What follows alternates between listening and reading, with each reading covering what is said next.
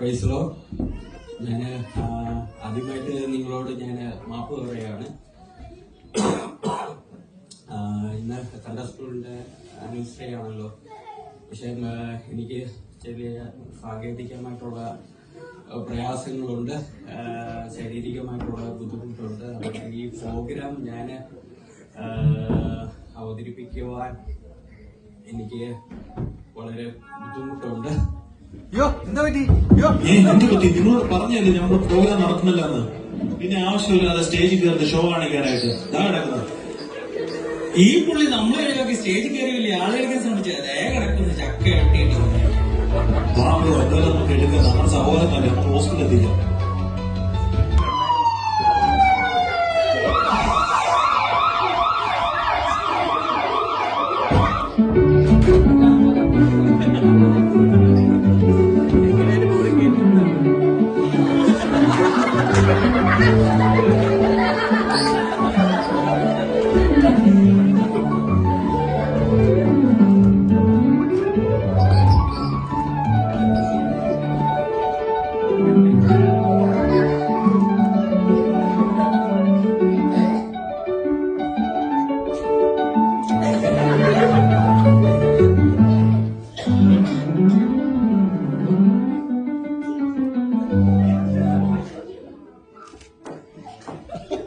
എന്ത് പറ്റി സിസ്റ്റർ?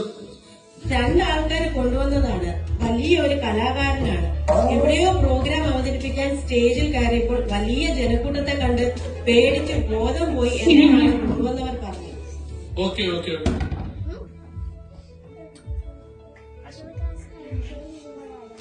ഇദ്ദേഹത്തെ കണ്ടിട്ട് ആകെ മൊത്തം പോളെന്നാണ് തോന്നുന്നത്. ഒരു മേജർ ഓപ്പറേഷൻ മിക്കവാറും വേണ്ടി വരും. സിസ്റ്റർ, ഇദ്ദേഹത്തിന് ഓപ്പറേഷൻ വേണ്ട കാര്യങ്ങളൊക്കെ ചെയ്യും. Okay doctor. ഇദ്ദേഹത്തെ ഞാൻ വിശദമായി ഒന്ന് പരിശോധിക്കണം.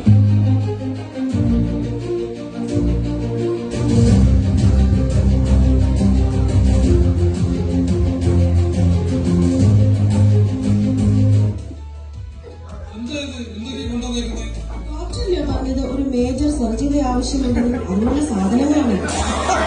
ഇതൊക്കെയാണ് നിൽക്കട്ടെ. എന്റെ ഇത്രയും നാളത്തെ എക്സ്പീരിയൻസിൽ ഇതേപോലൊരു കേസ് ഈ ഹോസ്പിറ്റലിൽ ആദ്യമായിട്ട് വരുന്നത്. ഞാൻ പരിശോധിച്ചിട്ട് പ്രത്യേകിച്ച് കുഴപ്പമൊന്നും കാണുന്നില്ല ഇദ്ദേഹത്തെ. എന്നാ ഡോക്ടറെ, നമുക്കൊരു കാര്യം ചെയ്താലോ? നമ്മളൊക്കെ പ്രാർത്ഥനക്കാരല്ലേ, നമുക്ക് ഉപദേശിനെ വിളിച്ചൊന്ന് പ്രാർത്ഥിപ്പിച്ചാലോ? എന്തേ? എന്നാൽ എനിക്കൊരു ഉപദേശിയെ അറിയാം. ഒരുപാട് കൃപാവരങ്ങളും ഒരുപാട് അതിശയ പ്രവൃത്തികളും ചെയ്തിട്ടുണ്ടെന്നാണ് ഞാൻ അറിഞ്ഞിരിക്കുന്നത്. അദ്ദേഹത്തെ വിളിച്ചാലോ? എന്നാൽ ഉറപ്പായും അദ്ദേഹത്തെ തന്നെ വിളിക്കണം. ആ ഉപദേശിയുടെ നമ്പർ എന്റെ കയ്യിലുണ്ട്. ഓക്കെ, ആ നമ്പർ തരൂ, ഞാൻ വിളിക്കാം.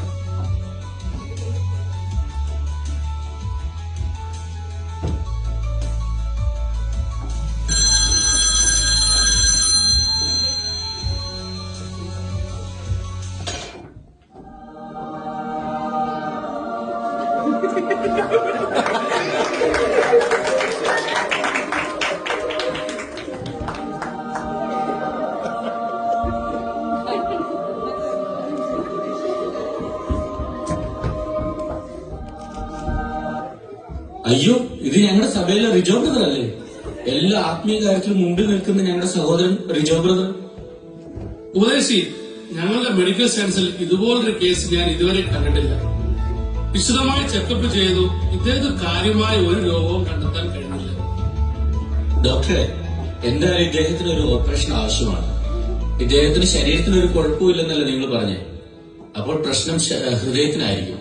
അതുകൊണ്ട് എത്രയും പെട്ടെന്ന് ഒരു സർജറിക്ക്, ഹൃദയം തുറന്നുള്ള ഒരു സർജറിക്ക് തന്നെ വിധേയമാക്കണം. സിസ്റ്റർ, എന്നാൽ സർജറിക്കുള്ള ടൂൾസ് എല്ലാം റെഡിയായിക്കോളൂ.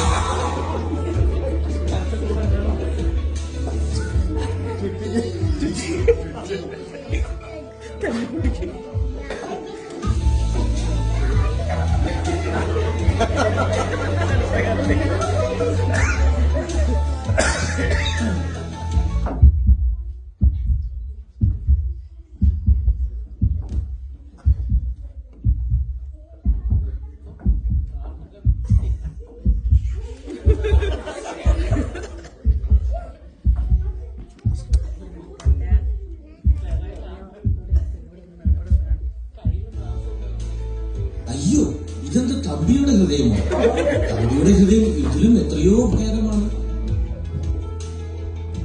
ഉപദേശി, എന്താ ഇത്? സാധാരണ മനുഷ്യരത്തിൽ കാണുന്ന പലതും ഇതിൽ കാണുന്നു. അയ്യോ, ശരിയാണല്ലോ. ഓ, എന്താ അത്? കാണട്ടെ.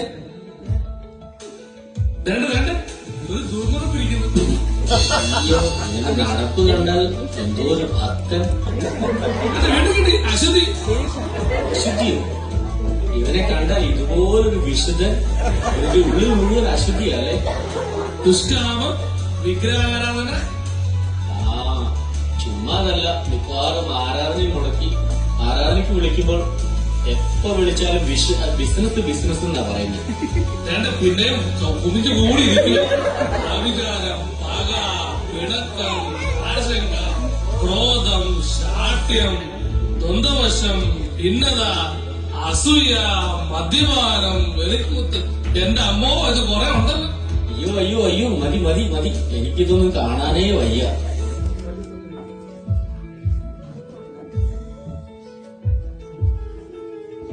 ഓ എന്റെ കർത്താവേ, ഇവരെ പോലെയുള്ളവരെയാണോ ഞാൻ എന്റെ എല്ലാ പ്രോഗ്രാം മാറ്റിവെച്ചത്?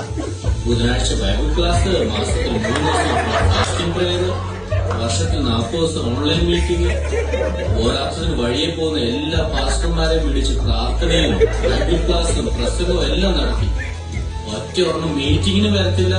വന്നവന്റെ ഹൃദയമാണെങ്കിൽ ഇങ്ങനെയും.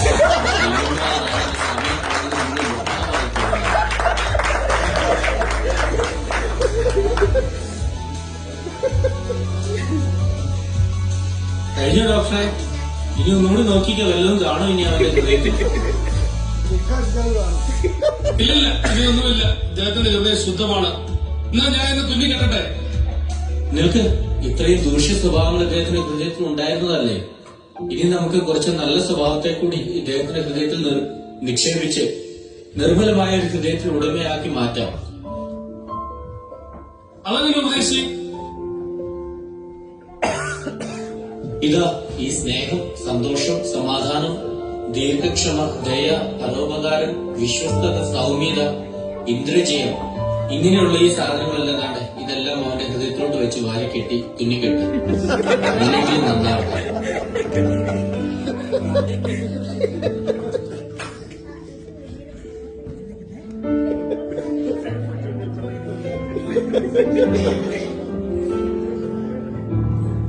എല്ലാം വെച്ചു കഴിഞ്ഞോ ഡോക്ടറെ? അതെ അതെ, ഞാനെല്ലാം വെച്ചു. ഈ ഹൃദയത്തിൽ വെച്ച് എല്ലാം സെറ്റ് ചെയ്തു. വേറെ ഒന്ന് തുന്നിക്കണ്ട.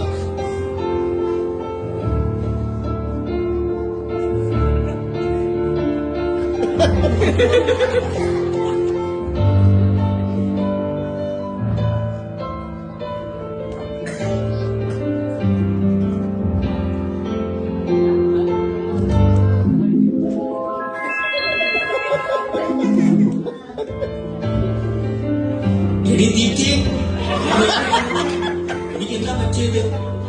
അയ്യോ, ഇതാരെ? പാസ്റ്ററോ? പാസ്റ്ററെ, പ്രൈസിലോ? എടിയേ, പാസ്റ്ററിന് ചായ കൊടുത്തോ? പാസ്റ്ററെ, വാ, നമുക്ക് പായിട്ട് പ്രാർത്ഥിക്കാം. ആ കൊള്ള, പായിടാനും പ്രാർത്ഥിക്കാനും ഇത് നിന്റെ വീടല്ല, ഹോസ്പിറ്റലാ. അയ്യോ, ഹോസ്പിറ്റലോ? എനിക്കെന്താ പറ്റിയത്? അയ്യോ, എന്നെ എന്തിനാ ഇവിടെ കൊണ്ടുവന്ന്? അതെല്ലാം വിശദമായിട്ട് ഞാൻ പറഞ്ഞു തരാം. നീ തൽക്കാലം എന്റെ കൂടെ വാ, നമുക്ക് വീട്ടിലേക്ക് പോകാം. മാനസാന്തരമില്ലാത്ത കൂട്ടരെ,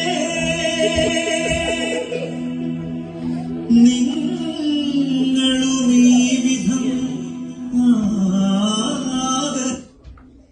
യേശു അറിയുക വേദം.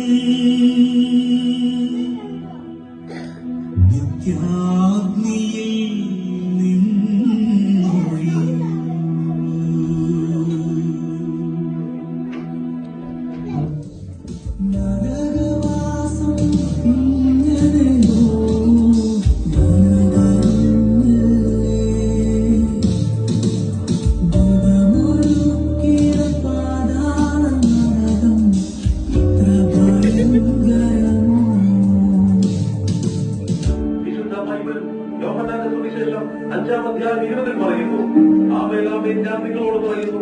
എന്റെ വചനം കേട്ട് എന്നെ അയച്ചവനെ വിശ്വസിക്കുന്നവന് നിത്യ ജീവൻ ഉണ്ട്.